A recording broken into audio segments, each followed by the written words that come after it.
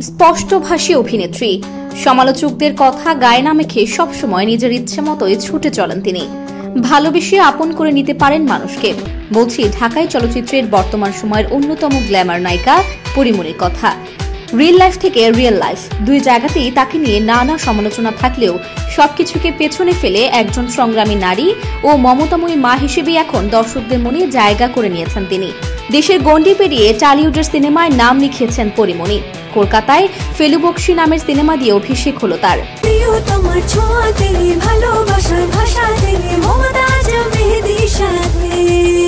মমতাজ মেহেদি, প্রিয়জন প্রিয়তমার মেহেদি। ভালোবাসার মাসে সঠিক মানুষ না চেনার আক্ষেপ জানালেন পরিমণি। শুক্রবার 7 ফেব্রুয়ারি দিবাগত রাতে প্রপোজ ডেতে সামাজিক যোগাযোগ মাধ্যমে নিজের জীবনের 3টি অভিজ্ঞতা ভক্তদের সঙ্গে ভাগ করে নেন অভিনেত্রী। পরিমণি তার ব্যক্তিগত ফেসবুক আইডিতে লেখেন, নিজের জীবনের কিছু গোপন তথ্য সঠিক মানুষের কাছে থাকলেই আপনি নিরাপদ থাকবেন, নয়তো আপনার জীবন নানা সমস্যায় জর্জরিত হবে। ভক্তদের 3টি সঠিক পরামর্শ দিতেও চেষ্টা করেন পরি। পাঠকের জন্য পরিমণির পোস্টে তুলে ধরা হলো, আপনার জীবনের খুশিকে কে বা কারা অতি সহজে মারতে পারবে জানেন? আমার নিজের জীবন থেকে অর্জন করা 3টি জিনিস।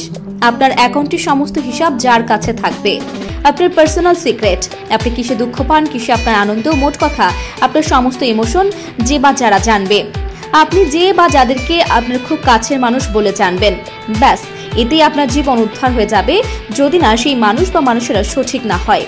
এরপরে পরে লেখেন, আপনি ভুল মানুষে বিশ্বাস ভরসা করবেন, মারা খাইলে তাদের দোষ দেবেন, এটা তো ঠিক না বস, তাই সমস্ত সমস্যা আপনারই। প্রসঙ্গত নতুন বছর পরিমণি ডোডোর গল্প ছবির শুটিং শেষ করেছেন। এই ছবির মাধ্যমে দীর্ঘ বিরতির পর সাইমন সাদিকের সঙ্গে জুটি বেঁধে এই ছবিতে অভিনয় করেছেন তিনি। পাশাপাশি নতুন আরও একটি ছবিতে চুক্তিবদ্ধ হয়েছেন পরিমণি। নতুন বছর গোলাপ শিরোনামের ছবিতে নায়ক নীরব হুসাইনের বিপরীতে দেখা যাবে তাকে। বিনোদন ডেস্ক, অপরাজয়া।